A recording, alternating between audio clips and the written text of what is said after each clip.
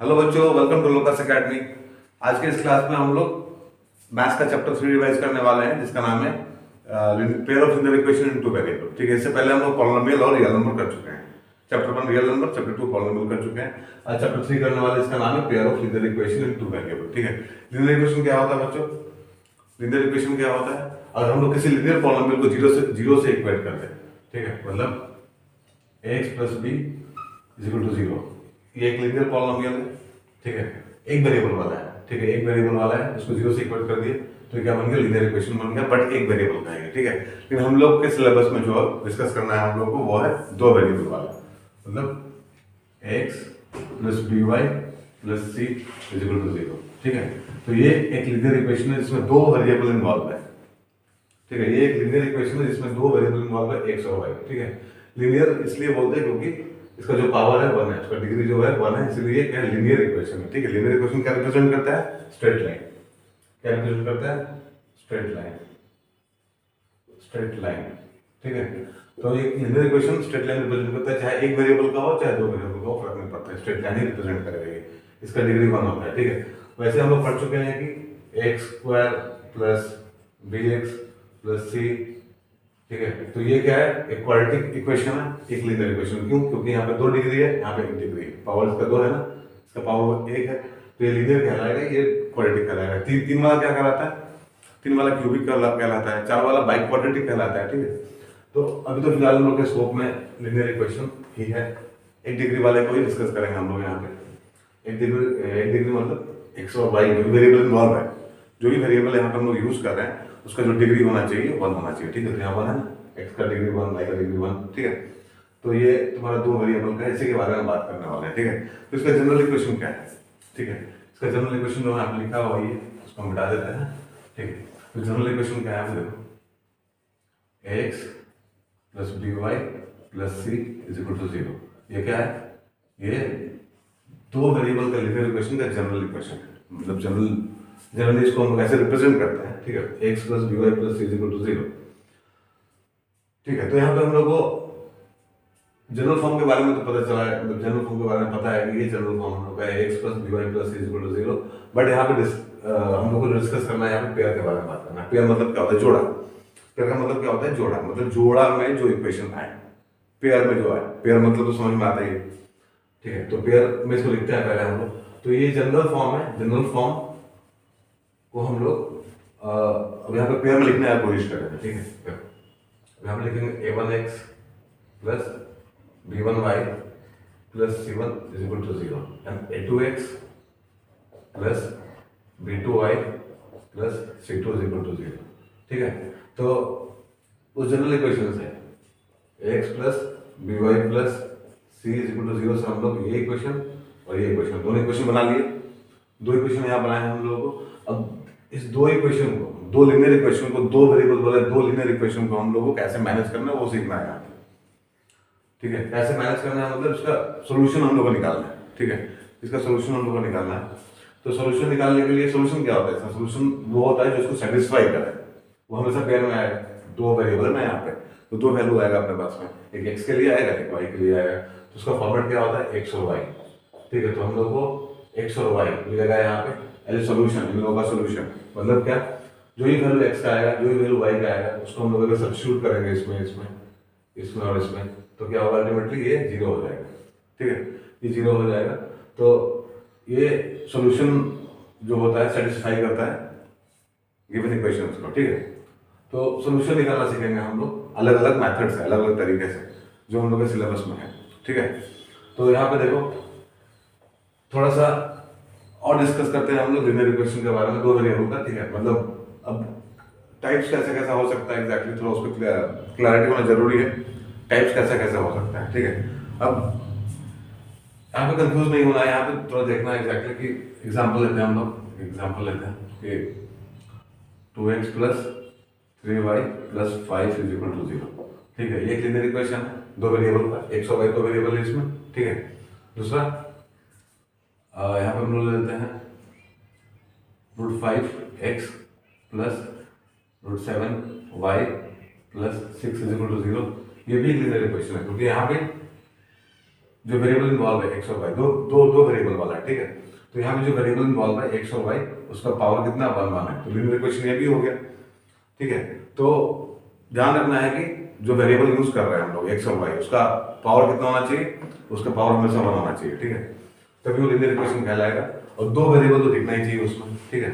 अगर कुछ ऐसा आ जाए 3 √x + 5 √y + 7 = 0, ठीक है, तो ये एक लीनियर इक्वेशन नहीं है, ठीक है, एक लीनियर इक्वेशन नहीं है, क्योंकि इसमें दो वेरिएबल तो दिख रहा है एक्स और वाई, बट वेरिएबल का पावर कितना है यहाँ पे। तो √x का मतलब क्या होता है, √x का मतलब होता है x का पावर 1/2, ठीक है। तो पावर 1 तो नहीं है, पावर कितना है इसका 1/2 है, तो ये लीनियर इक्वेशन नहीं कहलाएगा, तो ये लीनियर इक्वेशन नहीं है, ये दोनों लीनियर इक्वेशन है, ठीक है। तो इसका ध्यान रखना है कि लीनियर इक्वेशन को कैसे हम लोग फॉर्म करते हैं, ठीक है। जो वेरिएबल है कैसा होना चाहिए हम लोग का, उसका डिग्री 1 होना चाहिए, डिग्री 1 इसमें इसमें है, बट इसमें नहीं, इसमें डिग्री हाफ हो गया, ठीक है। तो this is not linear equation, but this two are linear equations, ठीक है। ठीक है, अभी तो समझ में आ गया होगा ना। अब यहाँ पे देखो, अभी क्या करेंगे हम लोग, यहाँ पे अभी सोल्यूशन के बारे में हम लोग डिस्कस किए थे। सोल्यूशन एक्स और वाई के फॉर्म में होता है, सोल्यूशन वो होता है जो उसको सेटिस्फाई करे। जब हम यहाँ पे दो पेयर लिखना सीखें, दो लिनियर इक्वेशन लिखना सीखें यहाँ पे, ठीक है, a1x b1y c1 = 0 a2x b2y c2 = 0, ठीक है। ये पहला इक्वेशन है हम लोगों का, ये दूसरा इक्वेशन है। सॉल्यूशन क्या होगा, सॉल्यूशन एक्स और वाई का वैल्यू होगा जो इसको सेटिस्फाई करेगा, दोनों को सेटिस्फाई करेगा, ठीक है। तो अब बेसिकली ये क्या है, ये भी एक स्ट्रेट लाइन है, ये भी क्या है, एक स्ट्रेट लाइन है, ठीक है, ये भी एक स्ट्रेट लाइन है, ये भी एक स्ट्रेट लाइन है, ठीक है।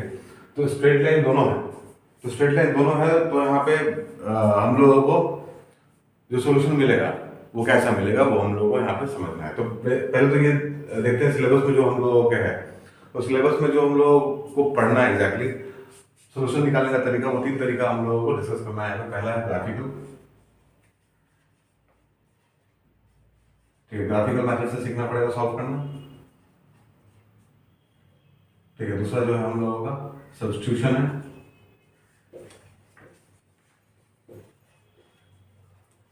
ठीक है, और तीसरा जो हम लोगों का एलिमिनेशन है, ठीक है।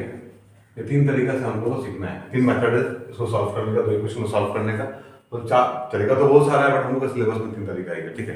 क्योंकि एक जो और था यहाँ पे क्रॉस मल्टीप्लिकेशन वाला तरीका, उसको सिलेबस से बाहर निकाल दिया गया, सिलेबस से बाहर निकाल दिया गया, ठीक है। अच्छा ही हुआ ना, सिलेबस से बाहर निकाल दिया गया, तो कम हो गया पढ़ने के लिए, ठीक है। अभी हम लोग को 3 तरीका ही पढ़ना है, ठीक है। बट सजेशन यही है, ठीक है, टीचर का सजेशन नहीं रहता है कि अगर टाइम मिले और टाइम मैनेज कर पाओ तो उसको पढ़ लेना, लेकिन अभी नहीं पढ़ना, ठीक है, क्योंकि एग्जाम नजदीक आ गया, सिलेबस में नहीं है, तो अभी फोकस करो एग्जाम के ऊपर, और जो एग्जाम के सिलेबस में एग्जाम में आने वाला जो पार्ट है उसी को केवल प्रैक्टिस करने वाले, क्योंकि मार्क्स इंपॉर्टेंट है, ठीक है। तो यहाँ पे देखो, पहला ग्राफिकल मेथड है, सब्स्टिट्यूशन है और एलिमिनेशन है। क्रॉस मल्टीप्लिकेशन एग्जाम के बाद में कर लेना, ठीक है, छोड़ने का कोई मतलब नहीं बनता है, छोड़ने का कोई मतलब नहीं बनता है, क्योंकि आगे जाके अगर आपको प्रिपरेशन कीजिए IIT का, जेईई वगैरह का कीजिएगा आपको प्रिपरेशन, तो वहाँ पे जरूरत पड़ेगा उसका, ठीक है। तो अभी फिलहाल 10th के लिए हम लोग 3 तरीका देखते हैं, ग्राफिकल, सब्स्टिट्यूशन मेथड और एलिमिनेशन मेथड, 3 तरीका आपको डिस्कस करना है। तो पहले यहाँ पे ग्राफिकल मेथड पर डिस्कशन करेंगे हम लोग, ठीक है। सबसे पहले ग्राफिकल मेथड देखेंगे, ग्राफिकल मेथड क्या होता है। ग्राफिकल मेथड के लिए अभी देखो क्या एग्जैक्टली यहाँ पे, अब ये जो इक्वेशन है पहला वाला और दूसरा वाला, लीनियर इक्वेशन टू वेरिएबल जो हम लोग के पास में दो पेयर लिए हैं यहाँ पे, जो हम लोग पेयर लिए हैं यहाँ पे, ठीक है, वहां पे क्या है, ये भी एक स्ट्रेट लाइन रिप्रेजेंट कर रहा है, ये भी एक स्ट्रेट लाइन रिप्रेजेंट कर रहा है, दोनों क्या है, स्ट्रेट लाइन है। दोनों जब स्ट्रेट लाइन है तो स्ट्रेट लाइन का कितना पॉसिबिलिटी हम लोग के पास में, कितने तरह से स्ट्रेट लाइन को हम लोग, 2 स्ट्रेट लाइन को मैनेज कर सकते हैं, ठीक है। तो सोच के देख लो, सोच के देख लो, 3 तरीका अपने पास में हो सकता है, 3 तरीका अपने पास में हो सकता है जिससे हम लोग 2 स्ट्रेट लाइन को मैनेज कर सकते हैं। तो पहला तरीका कौन सा है, पहला या फिर तो ऐसा हो सकता है 2 स्ट्रेट लाइन, ठीक है, इंटरसेक्टिंग बोलते हैं इसको, क्या बोलते हैं, इंटरसेक्टिंग, ठीक है। एक तरीका हो सकता है कि 2 स्ट्रेट लाइन क्या हो, इंटरसेक्ट करें एक पॉइंट पे, ठीक है, एक पॉइंट पे इंटरसेक्ट करें, ये हो सकता है। दूसरा क्या हो सकता है कि 2 स्ट्रेट लाइन क्या हो, पैरेलल हो,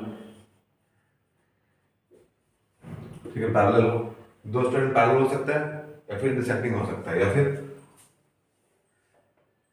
कोइंसिडेंट हो सकता है। क्या है? कोइंसिडेंट को, ठीक है, कोइंसिडेंट हो सकता है, दो स्ट्रेट लाइन एक दूसरे पर सुपर इम्पोज हो सकता है, उसको क्या बोलते हैं हम लोग? उसको बोलते हैं कोइंसिडेंट। ठीक है, दो कभी नहीं काटे रेलवे के पटरी की तरह। ठीक है, वो तो देखे ही होंगे आप लोग, रेलवे का पटरी कैसा होता है, पैरेलल होता है हमेशा, एक दूसरे को कभी काटता नहीं है। ठीक है, वैसे ही दो स्ट्रेट लाइन पैरेलल हो सकता है, या फिर डिसेक्टिंग हो सकता है, या फिर कोइंसिडेंट हो सकता है। ठीक है, तो तीन पॉसिबिलिटी है अपने पास में ग्राफिकली, अगर हम लोग चेक करें तो तीन पॉसिबिलिटी हम लोग के पास में है। ठीक है, तो इस कंडीशन में सोल्यूशन कैसा मिलेगा हम लोग? इस कंडीशन में जो पहला इंटरसेक्टिंग है यहाँ पे, तो इंटरसेक्टिंग तो है यहाँ पे, तो इसको हम लोग क्या बोलते हैं? बेसिकली हम लोग बोलते हैं इसको यूनिक सॉल्यूशन। तो इंटरसेक्टिंग लाइन से हम लोगों को क्या मिलता है? यूनिक सॉल्यूशन मिलता है, मतलब एक सॉल्यूशन मिलता है, वन सॉल्यूशन। ठीक है, एक सॉल्यूशन हम लोग को मिलता है, यूनिक सॉल्यूशन, यूनिक होता है। ठीक है, यूनिक मतलब एक ही सॉल्यूशन हम लोग को मिलेगा, उसके अलावा कोई और नहीं मिलेगा। ठीक है, तो यूनिक होता है। इसको हम लोग क्या बोलते हैं? इसको हम लोग कंसिस्टेंट भी बोलते हैं, कंसिस्टेंट। अगर सॉल्यूशन निकल रहा है, अगर पेयर ऑफ इक्वेशन का सॉल्यूशन निकल रहा है, तो वो क्या कहलाएगा? कंसिस्टेंट कहलाएगा। ठीक है, तो यहाँ पे क्या है? कंसिस्टेंट है। ठीक है, तो इंटरसेक्टिंग है, यूनिक सॉल्यूशन है और कंसिस्टेंट भी है। बट यहाँ पे एक कंसेप्ट और भी समझने का जरूरत है कि कभी भी इक्वेशन तुम लोगों को मिले बनाने के लिए, सॉल्व करने के लिए, दो इक्वेशन कभी भी सॉल्व करने के लिए मिले, तो सबसे पहले चेक कर लिया करो कि वो जो इक्वेशन है एग्जैक्टली बिना ग्राफ को बनाया हुआ है। पहले एक बार देख लो रफ में बना के। ठीक है, बिना ग्राफ में पहले बनाया हुआ है, एक बार रफ में बना के देख लो कि उसका सोल्यूशन एग्जिस्ट करता है कि नहीं करता है। तो बिना ग्राफ के, ठीक है, हम लोग एक बार चेक कर सकते हैं इस तरह से कि हम लोग कोएफिशिएंट्स को एक बार मैनेज कर लेंगे। यहाँ पे a1 upon a2 is equal to b1 upon b2, यहाँ पे काट दो, इक्वल टू को काट दो। ठीक है, अगर ये सिचुएशन अराइज होता है, ठीक है, इक्वेशन को सॉल्व करके ग्राफ बनाने से पहले, ठीक है, बच्चे टेक्निक का तरीका है। ठीक है, एग्जाम को मैनेज करना पड़ेगा। ठीक है, एग्जाम में जाके थोड़ा चला के दिखाना पड़ेगा। ठीक है, तो उसके लिए पहले क्या करो? उसको चेक करो, तो अपने आप समझ में आ जाएगा यूनिक सोल्यूशन में जैसे ऐसा ग्राफ मिलने वाला है। ठीक है, ऐसा ग्राफ हम लोग को मिलना है कटपुट वाला। ठीक है, मतलब यहाँ पे दो लाइन इंटरसेक्ट कर रहा है। ठीक है, तो उसके लिए ये सिचुएशन अराइज होना जरूरी है कि a1/a2 is not equal to b1/b2। ठीक है, नाउ अभी पैरेलल वाला क्या है? अभी पैरेलल है तो कहीं मिलने वाला नहीं है, जब मिलेगा नहीं तो सोल्यूशन होगा नहीं। ठीक है, मिलने पे ही सोल्यूशन निकलता है ना कुछ। ठीक है, दो दोस्त मिलेगा, एक जगह बैठेगा तो कुछ सोल्यूशन निकलेगा, लेकिन जब दो दोस्त मिलेगा ही नहीं तो सोल्यूशन कहाँ से निकलेगा? ठीक है, सोल्यूशन निकलेगा नहीं, तो सोल्यूशन निकलेगा नहीं तो यहाँ पे जो यहाँ से राइज होने वाला है हम लोग का कंडीशन, उसमें हमको जो सोल्यूशन मिलता है वो होता ही नहीं एग्जैक्टली। तो यहाँ पे हम लिखेंगे नो सोल्यूशन। यहाँ पे जो हम लोग को मिलने वाला है वो है नो सोल्यूशन। ठीक है, क्योंकि यहाँ पे कहीं भी लाइन एक दूसरे को टच नहीं करने वाला, टच नहीं करने वाला है मतलब इंटरसेक्ट नहीं करने वाला है, तो सोल्यूशन तो निकलेगा ही। ठीक है, तो यहाँ पे जो हम लोग को मिलने वाला है वो नो सोल्यूशन मिलने वाला है। अब नो सोल्यूशन है तो उसको हम लोग बोलते हैं इनकंसिस्टेंट, इसको हम लोग बोलते हैं इनकंसिस्टेंट। ठीक है, तो ध्यान रखना जब सोल्यूशन होगा, सोल्यूशन एग्जिस्ट करेगा तो कंसिस्टेंट, और जब सोल्यूशन नहीं निकलेगा, नहीं है सोल्यूशन, पैरेलल लाइन कोई सोल्यूशन नहीं मिलने वाला है हम लोगों को, दोनों लाइन पैरेलल है दूसरे के, कभी एक दूसरे को इंटरसेक्ट नहीं करने वाला है, तो यहाँ पे क्या इनकंसिस्टेंट है। कंडीशन क्या है इसका? ग्राफिकली अगर देखेंगे हम लोग, ठीक है, ग्राफिकली अगर हम लोग चेक करें तो ग्राफिकली a1/a2 कोएफिशिएंट्स को लेना है, a1 + a2, a1/a2 is equal to b1/b2 is not equal to c1/c2।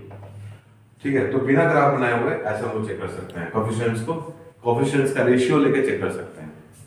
ठीक है, यहाँ पे कोएफिशिएंट्स का रेशियो लिए तो this is not equal to this, यहाँ पे लिए तो ये इसके बराबर है बट इसके बराबर नहीं, तो यहाँ पे क्या होगा? नो सोल्यूशन होगा। समझने के लाइन क्या आने वाला? पैरेलल आने वाला है। तो एक आइडिया मिल जाता है। ठीक है बच्चों, एक आइडिया मिल जाता है एग्जैक्टली कि ग्राफ कैसा आने वाला है हम लोग। अगर ये देख लेंगे ऐसा आ रहा है तो ग्राफ इंटरसेक्टिंग होगा ऑब्वियसली, ये देख लेंगे कुछ ऐसा आ रहा है तो ग्राफ हम लोग का पैरेलल होने वाला है। ठीक है, और यहाँ पे मतलब विचार मिल गया पूरा का पूरा। ठीक है, तुम्हारे दोस्त के साथ में तुम्हारा विचार मिल गया, तो यहाँ पे बहुत सारा सोल्यूशन हम लोग को मिलने वाला है। देखो यहाँ पे सब जगह इंटरसेक्टिंग ही है एग्जैक्टली। ठीक है, एक दूसरे पे सुपर इम्पोज हो गया ना, ये कोइंसिडेंट है, मतलब एक दूसरे के ऊपर सुपर इम्पोज है। ठीक है, मतलब यहाँ ये सारा सोल्यूशन इतने पॉइंट्स हैं हम लोग बनाए, सारा सोल्यूशन है। ठीक है, तो यहाँ पे हम लोग बोल सकते हैं इसको कि इन्फिनाइटली मेनी सॉल्यूशन हुआ यहाँ पे, साथ में क्या होगा, ये कंसिस्टेंट होगा, कंसिस्टेंट एंड डिपेंडेंट भी इसको लोग बोल सकते हैं, ठीक है। कंसिस्टेंट होगा और डिपेंडेंट भी इसको लोग यहाँ बोल सकते हैं। डिपेंडेंट है मतलब एक सुपर डिपेंडेंट है, ठीक है, क्योंकि सुपर इम्पोज्ड है, तो कंसिस्टेंट भी है और डिपेंडेंट भी है, ठीक है। इसका कंडीशन क्या है, इसके लिए कंडीशन हम लिख सकते हैं, बिना ग्राफ बनाया होगा, a1/a2 is equal to b1/b2 is equal to c1/c2, this is the condition, ठीक है। तो ये कंडीशन पहला यूनिक सॉल्यूशन के लिए, ये कंडीशन दूसरा नो सॉल्यूशन के लिए, और ये कंडीशन तीसरा इन्फिनेटली मेनी सॉल्यूशंस के लिए, ठीक है, इन्फिनेटली मेनी सॉल्यूशंस के लिए, ठीक है। तो होपफुली ये समझ में आ गया होगा आप लोगों को तीनों कंडीशंस क्या है, ठीक है। बट यहाँ पे एक बात का ध्यान रखना है, ठीक है, ये हमको पहले ही बोल देना चाहिए था, बट अभी आप लोगों को बता दें एग्जैक्टली, जब भी इक्वेशन फॉर्म करेंगे आप लोग, जब भी इक्वेशन हम लोग फॉर्म करते हैं लीनियर इक्वेशन, वहाँ पे साइमल्टेनियसली एक साथ, ठीक है, ये जो दोनों कोएफिशिएंट है x और y का, दोनों वेरिएबल का जो कोएफिशिएंट होता है a और b, ठीक है, वो कभी भी जीरो नहीं होना चाहिए, ठीक है। a और b साथ में कभी जीरो होना नहीं चाहिए, अगर हो गया तो क्या होगा, ये भी जीरो हो जाएगा, ये भी जीरो हो जाएगा, क्या कांस्टेंट बच जाएगा, क्या कांस्टेंट, तो वो लीनियर इक्वेशन फिर रहेगा ही नहीं, ठीक है। अगर एक जीरो होगा तो वन वेरिएबल का हो जाएगा, दोनों जीरो हो जाएगा तो फिर लीनियर इक्वेशन रहेगा ही नहीं, ठीक है। तो इस बात का ध्यान रखना है कि ए और बी कभी भी साथ में जीरो नहीं हो सकता, ए और बी कभी भी साथ में जीरो नहीं हो सकता है, ठीक है। और A and B both belongs to real number, इसका इस साइन का मतलब क्या होता है, इसका मतलब होता है belongs to, this belongs to, ये सिंबल दिख रहा है ना ऐसा करके, इसका मतलब क्या है, बिलोंग्स टू, ठीक है। तो A and B belongs to real number, मतलब ए और बी रियल नंबर हो सकता है, मतलब रूट में हो सकता है, फ्रैक्शन में हो सकता है, डेसिमल में हो सकता है, कुछ में भी हो सकता है, ठीक है। ए और बी हो सकता है, एक्स और वाई नहीं हो सकता है, एक्स और वाई कभी भी रूट में, कभी फ्रैक्शन में या फिर नेगेटिव पावर में नहीं हो सकता है, ठीक है। लेकिन कोएफिशिएंट हम लोग का हो सकता है, यहाँ 1/2 ले सकते हैं, हम लोग कोई दिक्कत नहीं है, ठीक है। यहाँ कोएफिशिएंट कांस्टेंट है, रियल नंबर को बिलोंग करता है, तो रियल नंबर तो आपको पता ही है, फर्स्ट चैप्टर में हम लोग पढ़ चुके हैं एग्जैक्टली, तो रियल नंबर सारा नंबर रियल नंबर ही है, यहाँ कुछ भी हो सकता है, कोई भी नंबर हो सकता है, ठीक है। रैशनल हो सकता है, इरैशनल हो सकता है, कुछ भी हो सकता है, ठीक है। तो ये कंडीशन था, थ्योरी था इतना हम लोग के पास में, मतलब ग्राफिकल तक तो हम लोग पहुंचे, ग्राफिकल समझ में आ गया होगा आप लोगों को, ग्राफिकली सॉल्व कैसे करते हैं। एक एग्जांपल लेके हम लोग करेंगे इसको, एक एग्जांपल भी करेंगे, ठीक है।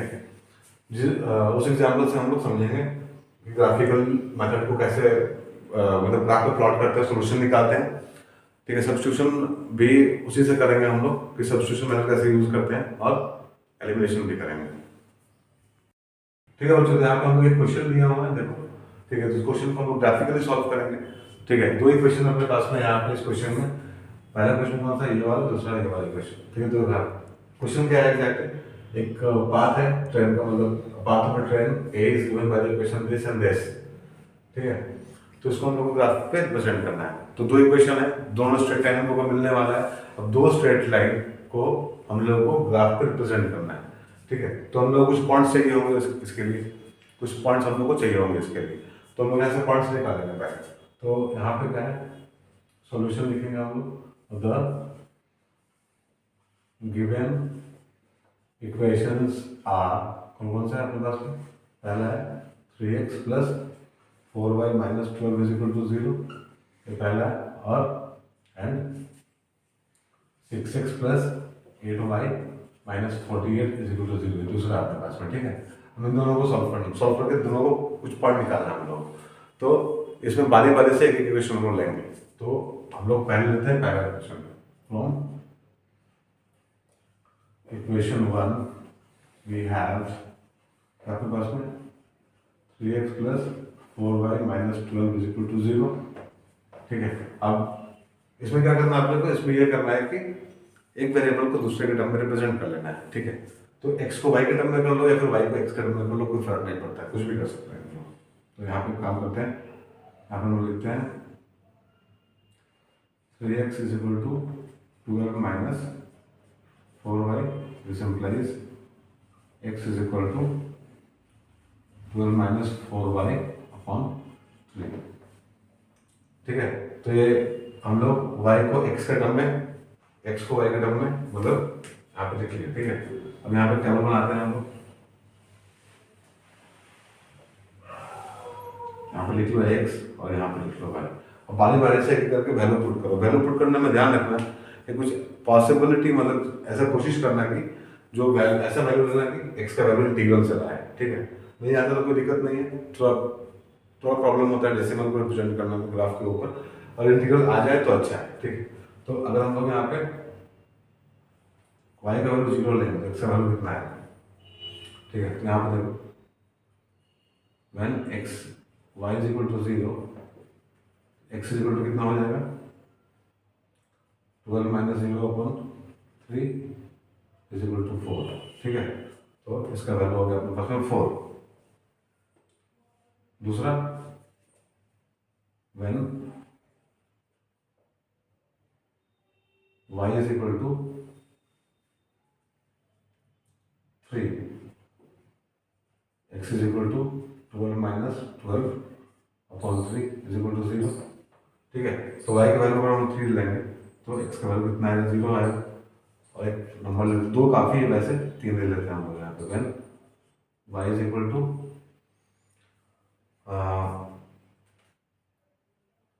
-3 ले लेते हैं, -3, then x is equal to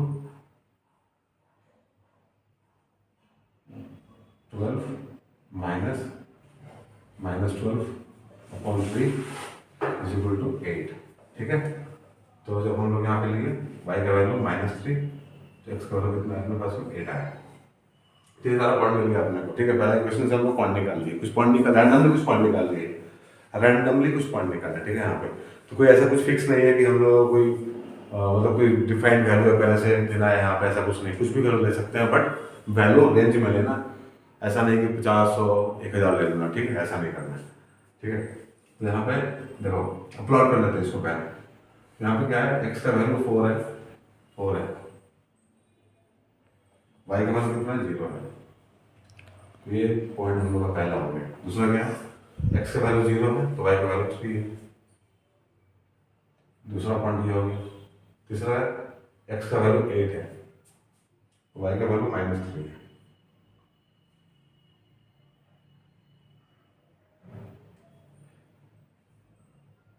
ऐसा है अपने पास में, ठीक है। तीसरा पॉइंट यहाँ पे, तो इसको लिख भी लो ना, पॉइंट का नाम लिखना है यहाँ पे, अच्छा रहेगा। तो ये पॉइंट कौन सा है, पहला 40, दिस इज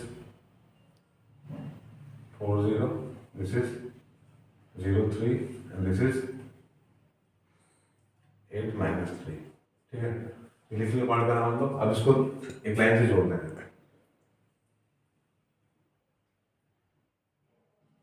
ठीक है, लाइन से जोड़ देंगे, ठीक है। आप लोग प्रॉपर्ली इसको स्केल से बनाना है, इसको अच्छे से प्रैक्टिस करो एग्जाम से पहले। बहुत ज़रूरी, बहुत इंपॉर्टेंट है कि हम लोग अपने प्रेजेंटेशन पे बहुत ध्यान दें। इसके बारे में पहले भी हम बोल चुके हैं, तो प्रेजेंटेशन बहुत इंपॉर्टेंट है, तो अभी से प्रैक्टिस करना है विद स्केल एंड ऑल, ठीक है। स्केल वगैरह अच्छे से यूज़ करना है, अभी से प्रैक्टिस कर लो, यूज़ करना है। कोई एग्जाम में चाहे एकदम से ट्राई करेंगे तो प्रॉब्लम हो जाएगा, ठीक है। तो 2 महीने 3 महीने बचा हुआ एग्जाम में, तो उससे पहले अच्छे से प्रेजेंटेशन करना सीखो, ठीक है। तो एक लाइन हम लोग ड्रॉ कर लिए यहाँ पे, लाइन हम लोग को मिला, कौन सा इक्वेशन हम लोग होगा, ये पहला इक्वेशन है 3x + 4y - 12 is equal to 0, हम नाम भी लिख लिया यहाँ, ठीक है। ये सारा प्लॉटिंग बहुत इंपॉर्टेंट है, पॉइंट्स को मेंशन करना, इक्वेशन का नाम लिखना, ठीक है। वैसे ही दूसरा क्वेश्चन सॉल्व करते हैं, ठीक है। तो क्वेश्चन को मिटा देते हैं, ठीक है, यहाँ पे, क्योंकि इसको हम ऊपर सेकंड वाले को ऊपर सॉल्व करेंगे।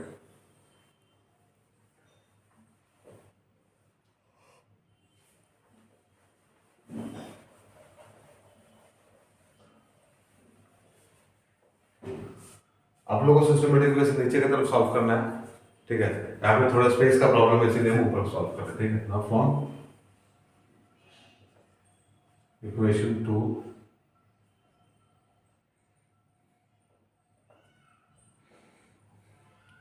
वी हैव क्या, 6x + 8y - 48 is equal to 0। तो इसमें कुछ कॉमन निकालो, कॉमन निकालो, जितना छोटा हो सकता है उतना कर लो। तो कॉमन 2 निकाल लो यहाँ से, तो क्या हो जाएगा 3x + 4y - 24 is equal to 0। So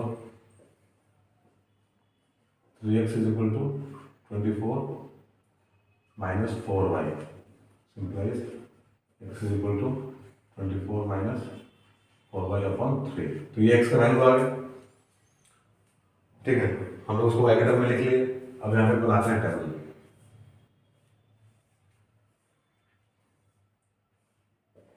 x y, ठीक है। बार बार ऐसे वैल्यू पुट करो, देखो क्या आता है। तो जब हम लोग यहाँ पे y का वैल्यू 0 पुट करेंगे, ठीक है, when y is equal to 0 and x is equal to क्या होगा, y 0 पुट करें तो 24/3 हो गया x का वैल्यू, तो 8 हो गया, यानी तो 8, ठीक है। हमने यहाँ x को रिप्रेजेंट किया y के टर्म में। तुम लोग चाहोगे तो y को x के टर्म में भी कर सकते हो। बुक में जनरली y को ही दिया जाता है, ठीक है। हम अभी थोड़ा x को दिया हुआ है क्योंकि हम चाहते हैं कि कंफर्टेबल फील करो आप लोग, ठीक है, आप लोगों को कंफर्टेबल लगे ये, ठीक है। ऐसा कुछ दिमाग में नहीं रहे कि नहीं हम लोग y को बार बार करेंगे रिप्रेजेंट x के टर्म में। हम लोग x को भी y के टर्म में कर सकते हो, y को भी x के टर्म में कर सकते हैं, ठीक है। तो यहाँ पे देखो, जब हम लोग y का वैल्यू 0 लिए तो x का वैल्यू कितना है, 8 आया यहाँ से। अब देखो when y is equal to कुछ और वैल्यू लो यहाँ पे, तो हम लोग यहाँ पे 3 लेते हैं, y is equal to 3, तो x कितना आएगा 24 - 12/3, मतलब 12/3 is equal to 4। तो y का वैल्यू 3 लेंगे तो x का वैल्यू 4 आएगा। एक वैल्यू और ले लेते हैं, when y is equal to 6, x is equal to 24 - 24/3 is equal to 0। तो y का वैल्यू 6 है तो x 0 आ गया, ठीक है। तो ये भी एक लाइन हम लोग को मिल गया यहाँ पे। एक कुछ पॉइंट्स मिल गए, हम लोग लाइन रिप्रेजेंट कर सकते हैं। देखो तो पहला क्या है 8 0, तो x का वैल्यू 8 है और y का वैल्यू 0 है। तो यहाँ पे आएगा 8 0 लिख लो यहाँ पे, दिस इज 8 0। फिर 4 3 आया, x का वैल्यू 4, y का वैल्यू 3, x का वैल्यू 4, y का वैल्यू 3, 4 and 3,